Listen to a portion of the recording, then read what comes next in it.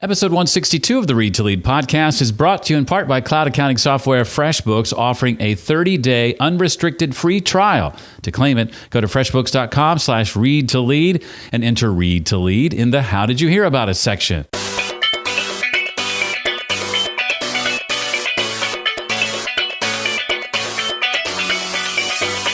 Imagine going to your boss and saying, "Sure, I'd like to deliver this project or this deliverable. Just give me a little less budget, give me a little less time, and give me one fewer person." Welcome to the Read to Lead podcast with Jeff Brown.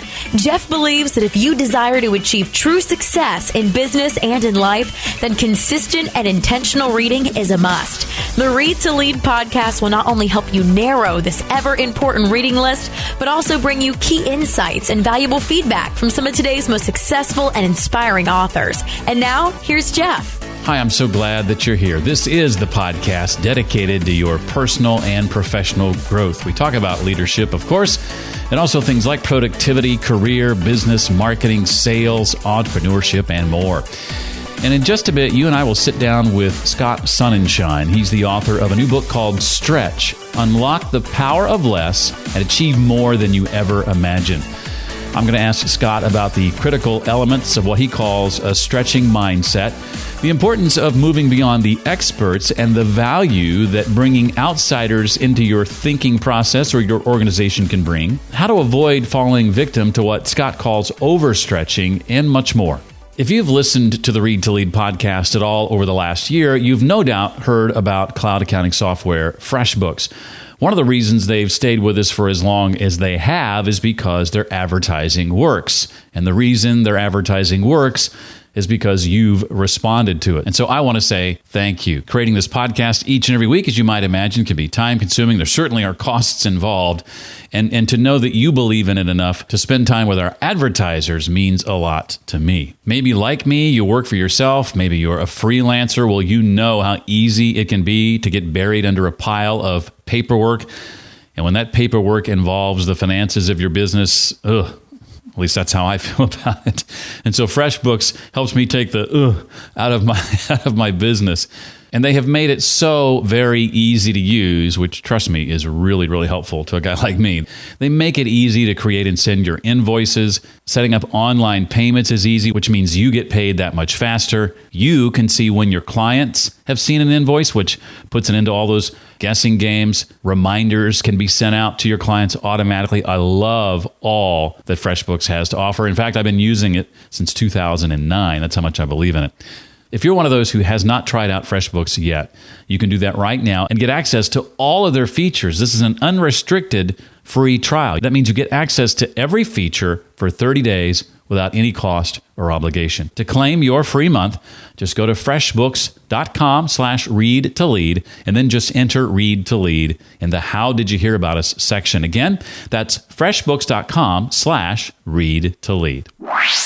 Scott Sonenshein is the Henry Gardner Simmons Professor of Management at Rice University, and his award-winning research, teaching, and consulting have helped Fortune 500 executives, entrepreneurs, and professionals in industries like technology, healthcare, retail, education, banking, manufacturing, and nonprofits. Scott holds several degrees, including a PhD in management and organizations from the University of Michigan, and he's worked at a Silicon Valley startup and as a strategy consultant for companies such as AT&T and Microsoft. Scott is also the author of Stretch: Unlock the Power of Less and Achieve More Than You Ever Imagined. Scott, welcome officially to the Read to Lead podcast. Thanks so much for having me. At its core, Scott's book is all about how we view this thing called resources. And Scott, at first blush, this whole idea of achieve more, do less sounds somewhat counterintuitive. So explain, if you would, the premise of the book.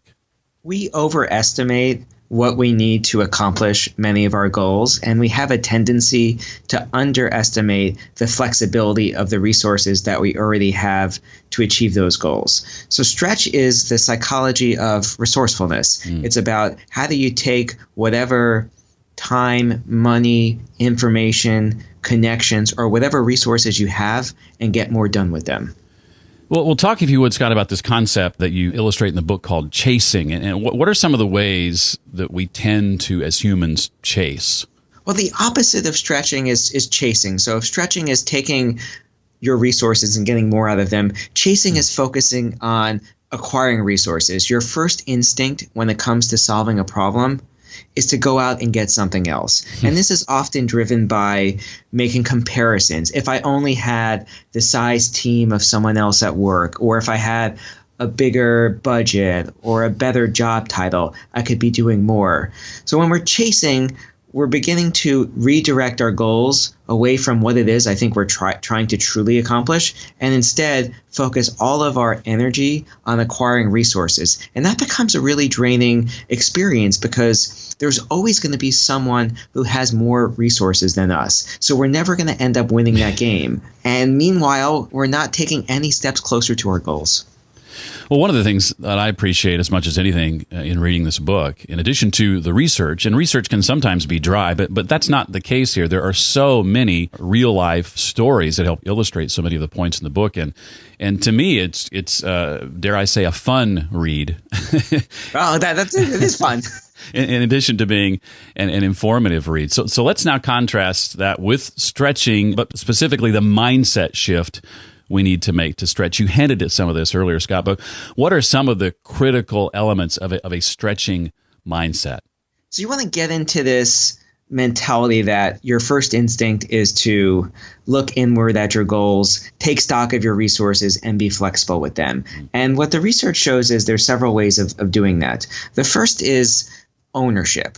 Not ownership in the literal sense, but psychological ownership. Do you feel that you're in control of your resources? Many of us, we're at work, we're at a desk. We don't actually own the desk. We don't own a lot of the equipment and the tools that we use. But can we put ourselves in that mindset that those are our tools? So in my research, I was doing some research in a chain of women's fashion boutiques, and I encountered this store manager. He's the most successful store manager in this chain.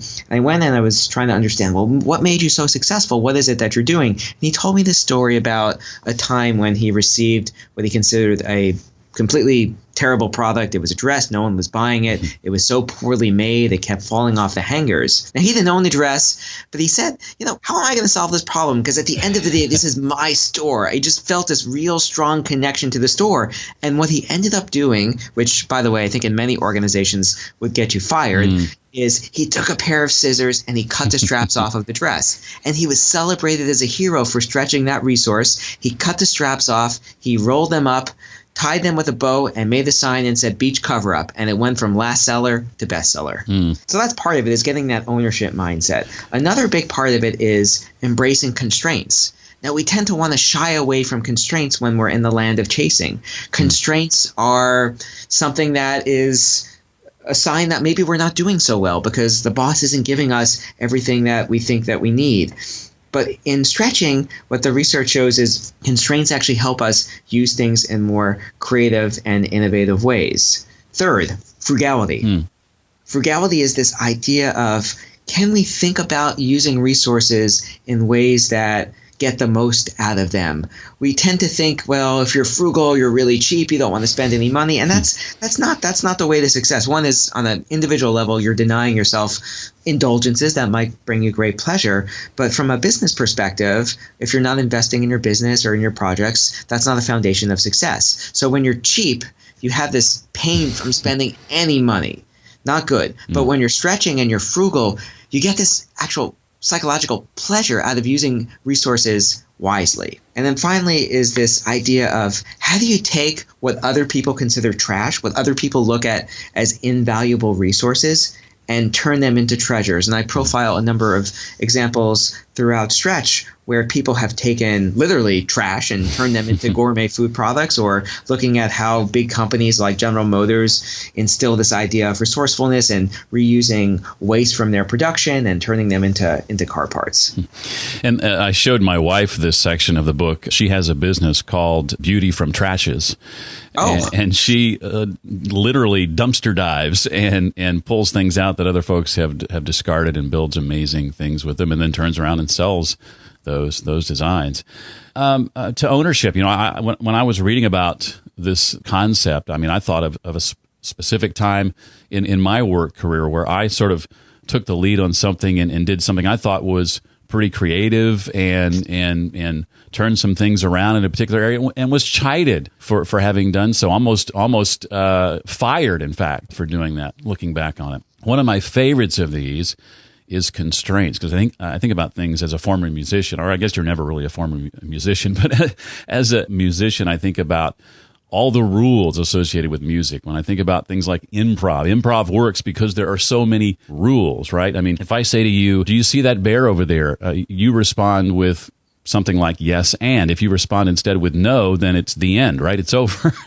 Right. And these other areas that we think of as being so creative work because there are these constraints. I think if you're just going to bang on the keyboard, then good luck finding an audience, right? No, that's right. And you look at the history of artists too. So Monet was well known for constantly imposing constraints. And as we apply this to how we think about our work and leadership, constraints are really generative in that sense, because what really separates people who are successful from very successful people is that they know how to do work in more than one way. And every time you impose new constraints on yourself, you're constantly learning how to do the same thing, but you're learning how to do those things differently. And that helps you adapt when circumstances inevitably change. You don't just have one way of doing things. You can adjust to the times. One area I found particularly intriguing was this idea of outsiders, and consistently the research seems to show that outsiders outshine experts. Can you expound on that? So I start off by prefacing that there's a good place for experts in society, and I wouldn't want anyone to come to my office hours here and ask me to pull out a tooth. I mean, so there's a role for experts, but too often we defer to experts when we're trying to solve complex problems at work. So you ask, what kind of team would you want to form at work? And a lot of people would say, well, give me the people who know the most. I want the most experienced. I want the most expert people out there. It turns out that that's often not the best advice to have, because what happens is experts approach problems in very specific ways. They have a system of using tools, and they have a hard time moving beyond that system. So if you look at research that shows the amount of performance that's explained by practice, that relationship becomes significantly lower as you move from structured activities like games, think chess that has really fixed rules, to unstructured activities that we spend most of our waking lives doing, namely learning and working. And that practice eventually becomes a liability for solving complex problems because we start to develop tunnel vision. So in one of the most eye-opening studies that I've looked at in a while, researchers set out to examine a very simple but important question, namely looking across 10 different countries, 166 scientific labs. What is the relationship between the amount of domain knowledge a scientist had in an area and how likely they were to have a solution to solve a problem in that area? And of course, they found a relationship, but it was negative, which is unbelievable. The more chemistry knowledge you had, the less likely you were to solve those chemistry problems. It was the biologists who were able to do this. So when we're forming our teams, we want to be mindful of really putting not just experts, but these outsiders on it. And some research has looked at mathematical modeling and has shown that the way that most of us go about selecting our teams, we'd actually be better off picking names out of a hat. Related to this, I think those who desire to do good work, to do their work well, can sometimes overplan. I'm a planner, as are many of my clients, and most of the people I interact with day to day, Scott, are planners. But if we're not careful, we can succumb to the perils of planning, as you call it, can't we? Yeah, and it's another manifestation. It's more expertise doesn't equal better results. More time and plans doesn't equal better results. And, what tends to go wrong with planning is often we face a lot of uncertainty in our work environments, and we create these 5-year plans that are based off of faulty assumptions. We quickly forget that those assumptions are faulty, and we believe that they're true. And we end up planning for a world that doesn't exist by the time it should in our plan. And so we end up wasting a lot of time we end up tricking ourselves into a reality that doesn't exist. And we forget that what really matters for success and performance isn't what we actually plan to do, it's what we actually do. So instead of saying, if I only just had more time or more money or more information, and kind of think about how you're going to plan out to get those resources, oftentimes if we just start acting and making things happen with what we have, we end up with better results. You just paraphrased what was one of my favorite sentences in the entire book that says, in part, the biggest determination of our performance is what we do and not what we plan to do. I love that. It's simple but profound at the same time. Well, I lead a book club every month with Read to Lead listeners. And Scott, I was recently encouraged to, when several hands go up in the group, to set a speaking order as I call on someone. So the rest who had their hand up know who's next, et cetera. And you actually talk about this in the book specifically. Why is this a bad idea, and how does this play into overlooking resources that are right in front of us? Well, you made the same mistake that I made the very first time I was teaching. It was at the University of Michigan. It was an undergraduate class in organizational behavior, and you put participation in the syllabus, and everyone all of a sudden wants to raise their hands and participate. So I had lots of hands up, and it was chaotic. And I said, well, this is really logical. Let me just go around the room and say, I'm going to call on you first and you next, and maybe pick 5 or 6 different students of who would talk. And that was setting a speaking order. And what I realized is I would get to maybe the 3rd or 4th student, and they would say what they thought was the most amazing comment, and with only the bravado of an undergraduate business school at a top institution, thinking this was great, this really moved the direction, I'm going to get lots of points on my participation for this. And this student is gleefully smiling, and everyone else in the room is cringing, and the student can't figure it out. And what happened is their brilliant comment, which objectively could have been brilliant, was just said by the person right next to them, and they had no idea. And it's what social psychologists call the nextinline effect. The idea that when we plan to speak, our mind shuts down from listening about 9 seconds before it's our turn and stays shut down about 9 seconds after it's our turn. What we're doing is we're focusing on rehearsing our plan, thinking exactly what we're going to say, that we shut ourselves out from the conversation. And then afterwards, we're reflecting, well, did I really say what I was supposed to? How did I stick to the plan? And what this tends to do is, as we're running our teams and our groups, we're not getting the best information out there. So we're overlooking all of the wisdom in the group if people are busy thinking about planning their speaking performances as opposed to just jumping right in. So we've tried to move to a more improvisational format in terms of meetings to overcome this and get people comfortable that they don't need to plan out what they're going to say, because by the time they say it might be irrelevant. The conversation might have moved on. I mean, why should the random spot that you happen to sit in a room dictate the flow and order of a conversation? But that happens in meetings all of the time.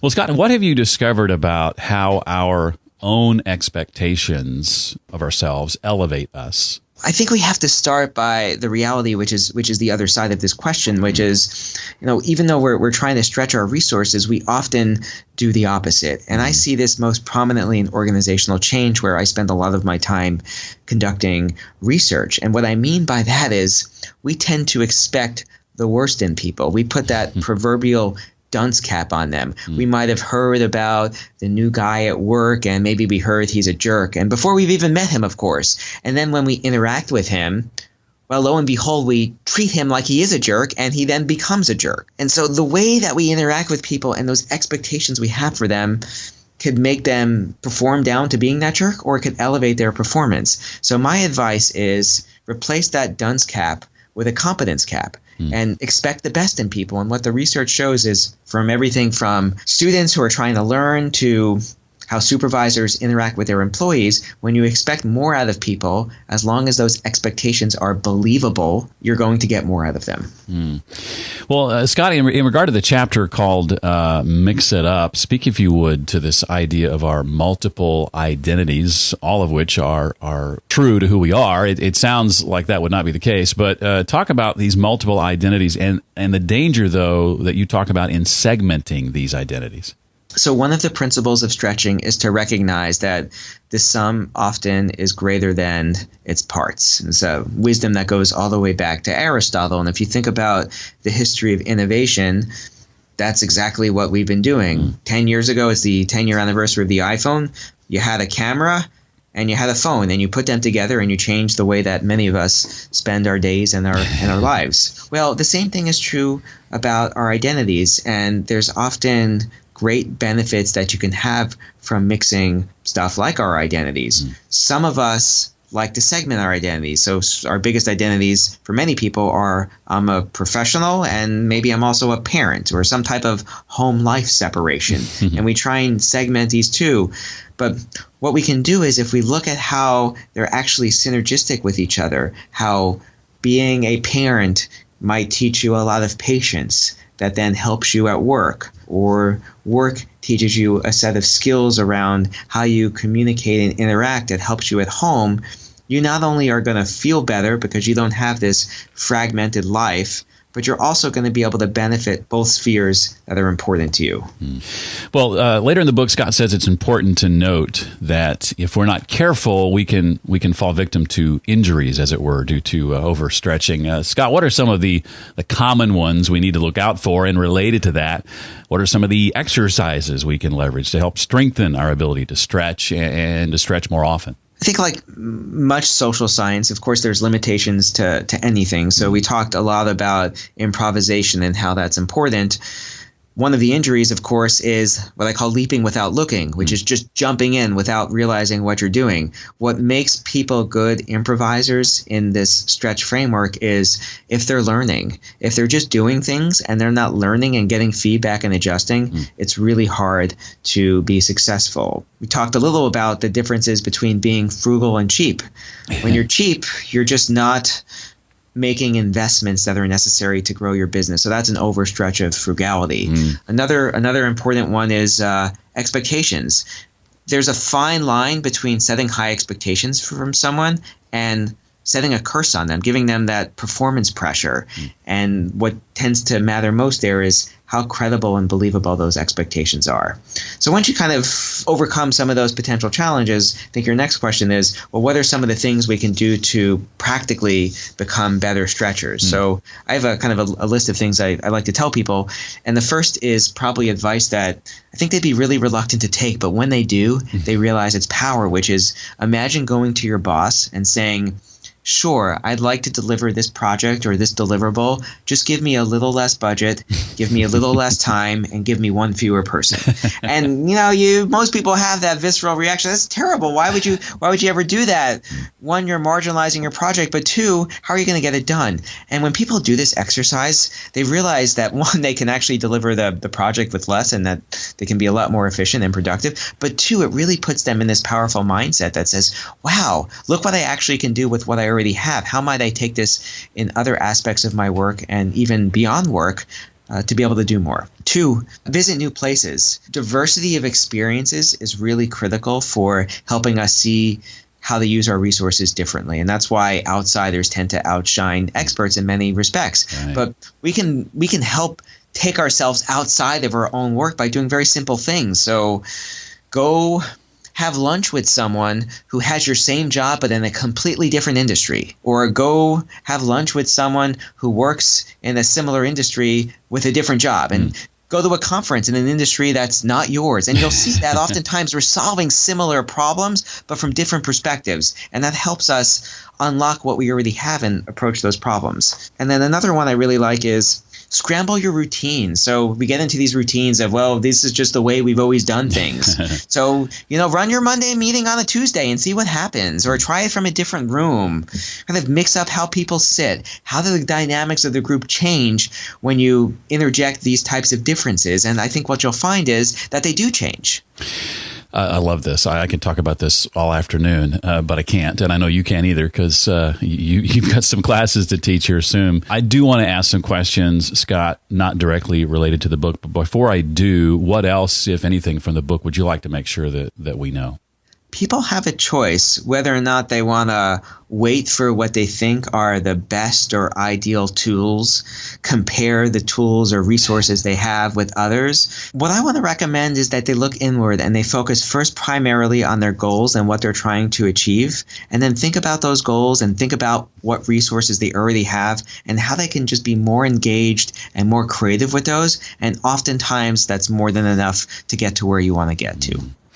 I want to shift briefly, Scott, from the book you've written to some books that you've read, and share, if you would, one or two that over the years maybe have had an impact on you, a dramatic impact on you, and if you can, share why they impacted you as they did. Oh yeah, always a hard question with so many choices. But I love Carol Dweck's book Mindset. It kind of gives us a new framework for that we can always learn, we can always put ourselves in a growth orientation, that what we have isn't fixed. So she's talking largely about intelligence, and I think that applies to lots of other aspects, both psychological aspects as well as physical aspects of our lives. I also like, this is maybe a bit more obscure to some of your listeners, a book by Carl Weick called Sense Making in Organizations. And it's a book about how you navigate ambiguity and uncertainty in your organizations, and it teaches us how to detect all of those subtle cues as things are changing so we can understand our environments and our work better. I don't know that one. I'm going to check that out. Thank you for that recommendation. I appreciate it. Well, I know you do a lot of public speaking, and of course you're in front of classrooms every day too. And I'd love to know, Scott, what are some of your tips that you'd be willing to share for delivering, an impactful and memorable public talk? I think we tend to put a lot of emphasis on people's style, but at the end of the day, the most memorable talks tend to be ones with the most memorable ideas. So start with a really good idea is probably step number one. And a second piece of advice, how much do you internalize and believe the message that you're giving? And when it's really authentic and coming from that authentic place, you tend to be a lot more comfortable and relaxed in giving that message. And your audience is going to be able to pick up on that. I could not agree with both of those points more. I love that. Well, finally, Scott, if you can tell us what's next for you. What are you and your team working on now that you're excited about? Is it just all about the book right now, or are there other things you're looking ahead to? Well, pretty busy trying to get the word about the book out right now, but also in the midst of a multi-year study looking at the sharing economy to understand how this is changing the way that people work and what it's like to have a job that is using your existing resources that are private resources and then inviting strangers in the public into them, and what that does about how people relate to work and their stuff. Well, the book, again, is called Stretch, Unlock the Power of Less and Achieve More Than You Ever Imagined. Scott, thank you so much for being a part of the show. I'm not even done with the book yet, and I think I've already gone through 1.5 pens because I keep running out of ink as I underline stuff in here. Well, thanks so much again for having me, Jeff. It was great chatting with you. To find out more about Scott, you can visit his website. And I would tell you his website, but then I'd have to spell it. So just go to readtoleadpodcast.com/162 for episode 162. And we've linked there to all things Scott. And you'll also find links to the books that Scott recommended as well, Carol Dweck's Mindset among them. Are you subscribing to the podcast? When you do, you get new episodes pushed to your mobile device automatically. If you're not yet a subscriber, make sure you're doing that. And while you're at it, if you wouldn't mind rating and reviewing the podcast as well, that would be so appreciated. In fact, if you think it 5-star worthy, we'll be sure and mention your name on a future episode as our way of saying thanks. Visit readtoleadpodcast.com/iTunes or readtoleadpodcast.com/Stitcher. Thank you in advance for remembering our sponsor, cloud accounting software FreshBooks, with that month-long free unrestricted trial. Visit freshbooks.com/read-to-lead for more and enter Read to Lead in the How Did You Hear About Us section. And by the way, if you feel like you've noticed something different in the sound of the podcast, if today's episode sounds a little echoey to you, it's not your imagination. My studio is in the process of being remodeled. I'm in the studio now, but the room is almost completely empty, and I'm finding it nearly impossible to rid the room of this echo. Hopefully it will be echo-free the next time we record a podcast. Well, that's going to do it for this week. I look forward to seeing you next time for the next episode of the Read to Lead podcast. Thanks so much for listening to the Read to Lead podcast. As a subscriber, we challenge you to be more than just a passive listener. Become a vital member of the community. Visit us on the web at readtoleadpodcast.com. Until next time, remember, leaders read and readers lead.